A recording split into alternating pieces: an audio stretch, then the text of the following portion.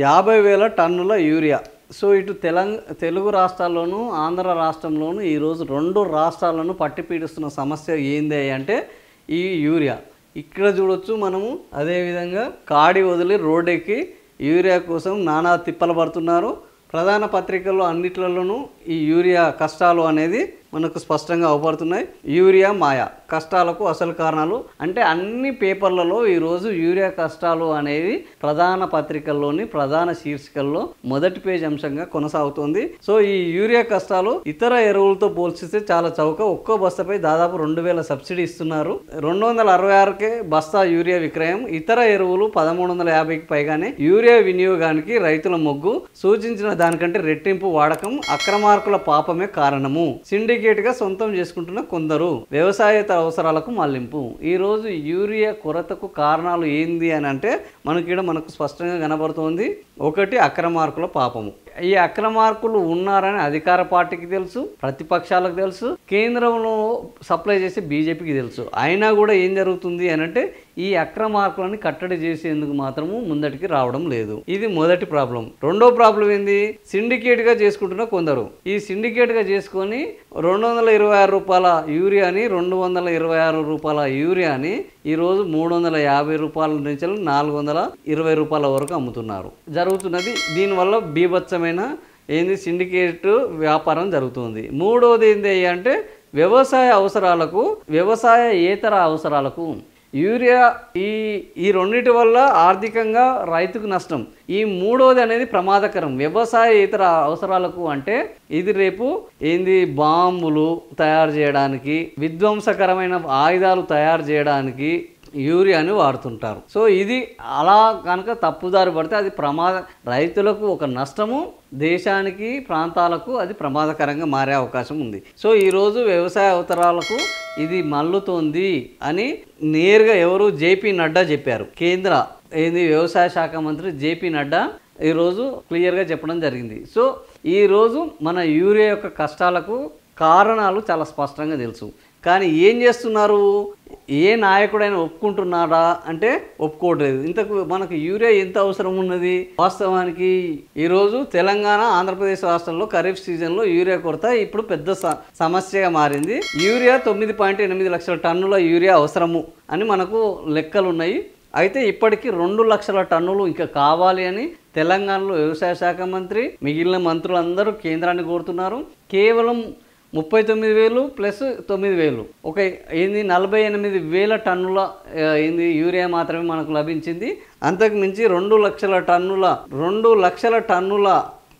అవసరం ఉందని, డిమాండ్ ఉందని భావిస్తే కేవలం 39,000 ప్లస్ 9,000 48,000 టన్నుల మాత్రమే యూరియా మనకి ఇప్పుడు అందుబాటులో ఉన్నది.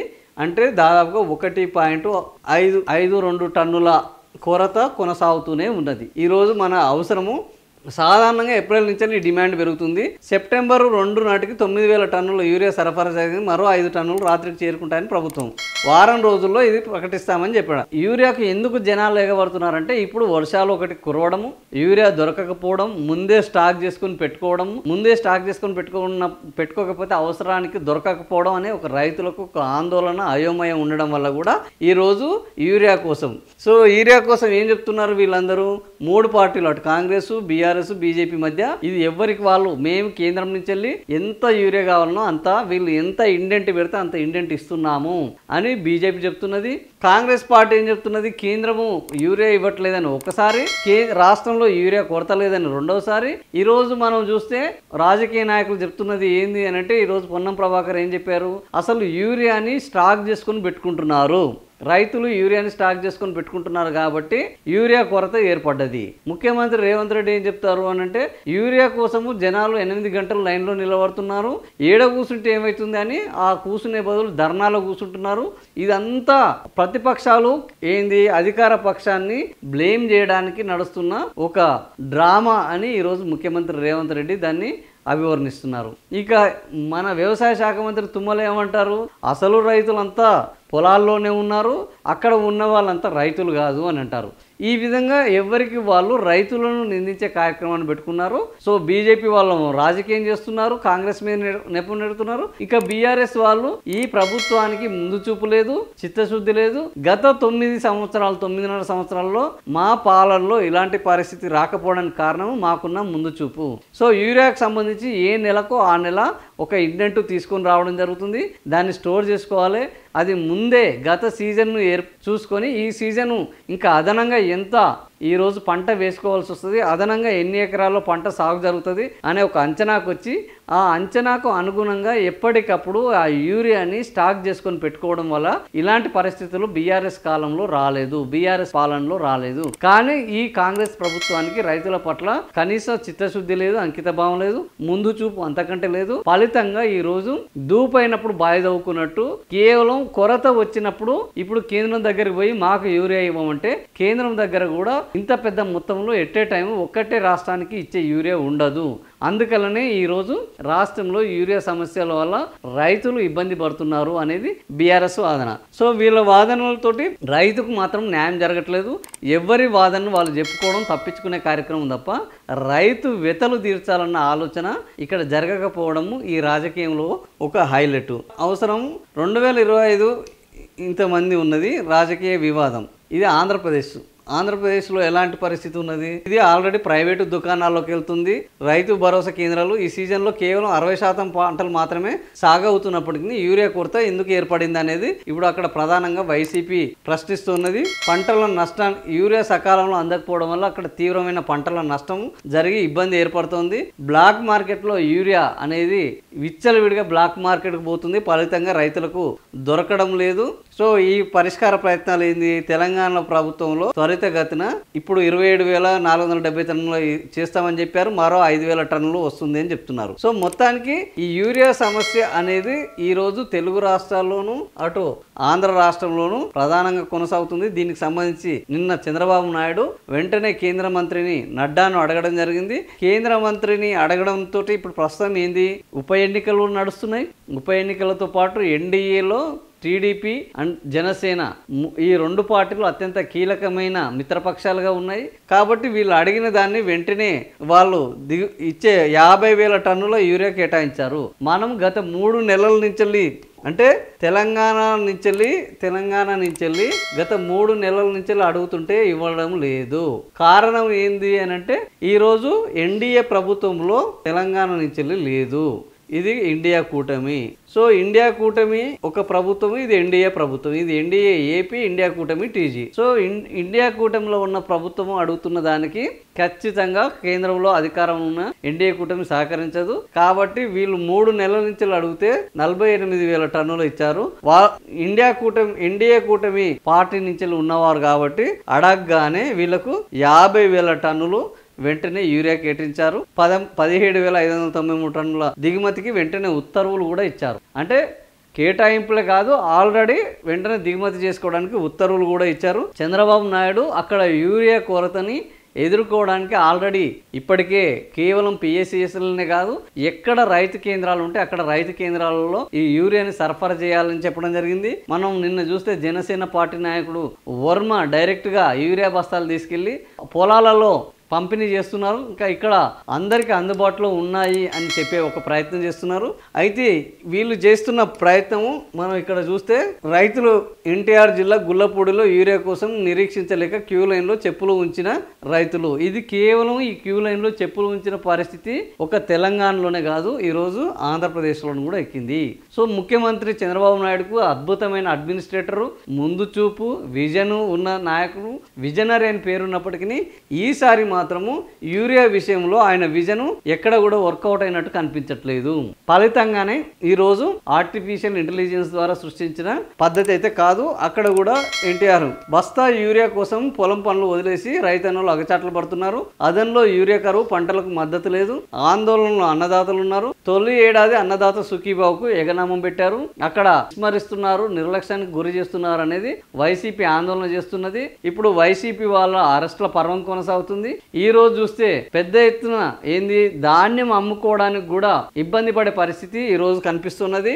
అనంతపురంలో రెండో ఏడాది అరకొరే ఆటకెక్కిన ఉచిత పంటల బీమా, నిమ్మకు నీరెత్తినట్టు కూటమి సర్కారు నేడు రాష్ట్ర వ్యాప్తంగా అన్నదాత పోరులో కదం దొక్కేందుకు రైతన్నులు సిద్ధం. సో కూటమి సర్కారు నిమ్మకు నీరెత్తిందా లేదా అనేది పక్కన పెడితే అసలు కూటమి సర్కారు ఈ రోజు ఎన్డీఏ కూటమిలో ఉన్నందుకు చంద్రబాబు నాయుడు ఏది అడిగితే అది ఇస్తున్నారు, పవన్ కళ్యాణ్ ఏది అడిగితే అది ఇస్తున్నారు. కానీ అయినప్పటికీ ఈ రోజు ఈ పరిస్థితి ఉన్నది అని అంటే అటు జనసేన గాని ఇటు టీడీపీ గాని ఈ యొక్క పరిస్థితిని ముందే ఊహించకపోవడము. వాళ్ళు నిజంగా ఊహించుంటే ఆంధ్రప్రదేశ్ లో ఈ పరిస్థితి రావడానికి ప్రస్తుతం ఉన్న రాజకీయ పరిణామాల నేపథ్యంలో అవకాశమే లేదు. కానీ వీళ్ళు ఆ అంశాన్ని మరి తెలియదు. దీని వెనుక పెద్ద ఎత్తున బ్లాక్ మార్కెట్ జరుగుతుందా, యూరియా దందా జరుగుతున్నదా, యూరియా అసలు ఇంతగానం ఎక్కడ పోతుంది? గత ఏడాది వరకు లేని కొరత ఈ ఏడాది హఠాత్తుగా తెలుగు రాష్ట్రాల్లో రావడానికి కారణం ఏంది అన్న ఒక చర్చ మాత్రం ఇప్పుడు అటు తెలంగాణలోను ఇటు ఆంధ్రప్రదేశ్లోను రెండిట్లో మొదలైంది. మరి దాని మీద నేడు రైతన్న రణబేరి అన్నదాత పోరుకు వైఎస్ఆర్సీపీ శ్రేణులు సన్నద్ధం. రైతన్న రణబేరి చేస్తున్నారు. బస్తా యూరియా కోసము పన్నులు నిలిపేసి రైతన్నలు అగచాట్లు పడుతున్నారు. ఇది ఏ పంటకు కనీస మద్దతు ధర లేదు. అదే విధంగా ఇప్పుడు మనం ఇక్కడ చూడొచ్చు, గడిచిన ఏడాది రైతులకు 50,000 కోట్లకు పైగా నష్టం వాటిల్లంటూ అంచనా. చేసిన అప్పులు తీర్చేదారలేక 15 నెలలలో దాదాపు 250 మంది రైతులు ఆత్మహత్యలు. సో అంటే జనరల్ గా చంద్రబాబు నాయుడు మీద ఒక ముద్ర ఉన్నది. చంద్రబాబు నాయుడు ఏంటంటే వ్యవసాయము అనేది చంద్రబాబు నాయుడుకి ప్రాధాన్యతమైన అంశం కాదు, ఆయనకు టెక్నాలజీ మాత్రమే ప్రాధాన్యమైన అంశంగా ఉన్నది అనేది ఆయన మీద ఒక ముద్ర ఉన్నది. ఈ రోజు ఇక్కడ చూస్తే 50,000 కోట్లకు పైగా నష్టం వచ్చింది అనేది ఒకటి. 250 మంది రైతులు ఆత్మహత్యలకు పాల్పడ్డారు అనేది వైసీపీ ఇది ఆరోపిస్తుంది. మరి దీనికి సంబంధించి నిజాలు ఎప్పుడు బయటకు వస్తాయి? రేపు కాగు రిపోర్ట్ వస్తే ఈ 50,000 కోట్లకు నష్టం వచ్చిందా, వ్యవసాయం వల్ల నష్టం పెరిగిందా, వ్యవసాయం ఇక బ్రహ్మాండంగా పండగగా మారిందా, ఉత్పత్తి పెరిగిందా లేదా అనేది ఈ రిపోర్ట్ లో వచ్చే అవకాశం ఉంటుంది. అదే విధంగా రైతుల ఆత్మహత్యలకు సంబంధించి కూడా ఇప్పుడు అనేక సర్వే సంస్థలు ఉన్నాయి. అనేక సర్వే సంస్థలు కూడా త్వరలో ఈ సర్వేలు నిర్వహించి రైతులు చనిపోతున్నారా, రైతులు సంతోషంగా ఉన్నారా, గత ప్రభుత్వంలో రైతులు బాగున్నారా, ఈ ప్రభుత్వంలో? ఎందుకంటే చంద్రబాబు నాయుడు తన లక్షణానికి విరుద్ధంగా ఈ రోజు ఆంధ్రప్రదేశ్ లో వ్యవసాయం గురించి మాట్లాడుతున్నారు, వ్యవసాయ ఉత్పత్తి గురించి మాట్లాడుతున్నారు, డ్యాముల గురించి మాట్లాడుతున్నారు, ప్రాజెక్టుల గురించి మాట్లాడుతున్నారు. సో ఇది రాజకీయం కోసం మాట్లాడుతున్నారా, నిజంగా రైతుల కోసం మాట్లాడుతున్నారా అనేది తేలాల్సిన అవసరం ఉన్నది. ఏదేమైనా ఈరోజు కుప్పము అదేవిధంగా రాయలసీమ వంటి ప్రాంతాల్లో ఈరోజు నీళ్లను పారించి వాటిని సస్యశ్యామలం చేస్తాము అని ఆల్రెడీ ఒక ప్రయత్నం మొదలుపెట్టిన బనకచెర్ల కోసం ఆయన కేంద్రంలో తన శక్తినంతా వాడబోతున్నారు. సో ఇట్లాంటి రకరకాల ప్రాజెక్టులను, పోలవరం ప్రాజెక్టుని యుద్ధ ప్రాతిపదికన పూర్తి చేయాలని ఆయన కంకణం కట్టుకుని తిరుగుతున్నారు. జనరల్గా క్వాంటమ్ వ్యాలీ, టెక్నాలజీ వ్యాలీ, పరిశ్రమలు రావాలి, పెట్టుబడులు రావాలి. ఒక సీఈఓగా, ఒక రాష్ట్రానికి సీఈఓగా వ్యవహరించే చంద్రబాబు నాయుడు ఈ రోజు ముఖ్యమంత్రిగా అన్నదాతల కోసము మాట్లాడే మాటలు చూస్తే ఖచ్చితంగా ఒక మార్పు అనేది కనబడుతుంది. కానీ ఈరోజు ఈ లెక్కలు చూస్తే మాత్రము అది కేవలం మాటలకే పరిమితమైందా, నిజంగా చేతుల్లో కూడా ఉంది? 50,000 కోట్లు నష్టం జరగడము, 250 మంది రైతులు చనిపోవడము అనేది ఇది నిజమా లేదా వైసీపీ చేస్తున్న ఆరోపణ అనేది ఈరోజు తెలుగుదేశం ప్రభుత్వము బయటకు వచ్చి అసలు నిజాలను బయట పెడితే తప్ప ఇలాంటి వాటికి ఖండన అనేది ఉండదు. సో ఈరోజు కృష్ణా జిల్లా కురుముద్దాల రైతు భరోసా కేంద్రంలో ఈ పరిస్థితి చూస్తున్నాము. ఇది ఆంధ్రప్రదేశ్లో వివిధ రకాల ఎరువులు అసలు ధర, రాయితీ వివరాలు. సో యూరియాకు ఇంత, డిఏపికి ఇంత ఉన్నది. అసలు ధర 2,234 రూపాయలు, ప్రభుత్వ రాయితీ 1,967. అసలు అంటే ఒక్కొక్క బస్తా మీద ఈ రోజు కేంద్ర ప్రభుత్వము ఎంత రాయితీ ఇస్తున్నది అంటే 1967 రూపాయలు. నిజంగానే ఇంత ధరతోటి పెట్టి ఒక రైతు కొనాలి అని అంటే అసలు రాష్ట్రంలో వ్యవసాయం అనేది జరగదు. ఇక్కడ చూడొచ్చు 1967 రూపాయలు. డిఏపికి ఎంత 1390, అంటే దాని ఒరిజినల్ ప్రైస్ 2,700కు 1390 రూపాయలు ప్రభుత్వం రాయితీ ఇస్తున్నది. అయినప్పటికీ దాని ధర ఎంత ఉంది? 1350 రూపాయలు ఉన్నది. సో ఇంత ధరలు పెట్టి ఒరిజినల్ ప్రైస్, అసలు ధరలు ఇది యూరియాకు 234 రూపాయలు. అదే విధంగా ఇది డిఏపికి 2740 రూపాయలు. ఇంత ధరలు పెట్టి రైతు వ్యవసాయం చేస్తాడంటే 100% చేయడు. కాబట్టి ఈ రోజు రైతు యూరియా కోసం ప్రభుత్వం వైపు ఆశగా చూస్తున్నాడు, కేవలం ఈ రాయితీల కోసమే. సో మరి అది జరుగుతుందా? కాంప్లెక్స్ ఎరువులలో ఇది 14 కాంప్లెక్స్ ఎరువుకు 1000 రూపాయలు రాయితీ ఇస్తే 1800 ఉన్నది. ఈ కాంప్లెక్స్ ఎరువుకు 1500, ఎస్ఎస్పికి 650. సో ఓవరాల్ గా ప్రతి దానికి ఇది 50% దానికి ఉన్నది. నిజంగా ఇది ఇంకా తక్కువ ఉన్నది. ఓవరాల్ గా 2300, 1500, 887 ఇట్లా 3000 ఉన్న దానికి 1000 రూపాయలు రాయితీ ఇస్తున్నారు. ఈ విధంగా ప్రభుత్వము రైతులకు యూరియా మీద, డిఏపి మీద, కాంప్లెక్స్ ఎరువుల మీద రాయితీలు ఇవ్వడం వల్లనే ఈ రోజు వ్యవసాయం చేసుకునే పరిస్థితుల్లో రైతులు ఉన్నారు. నిజంగా ఇది ఇవ్వకపోతే జరగదు. కానీ ఇంత ధరలు ఉన్నాయి కాబట్టి ఈ రోజు ఏం చేస్తున్నారు? ఇంత ధరలు ఉన్నాయి కాబట్టి ఈ రోజు సమృద్ధిగా యూరియా ఉన్నది, కొరత లేదని రైతులకు భరోసా ఇవ్వాలి. అది పక్కదారి పడుతున్నది.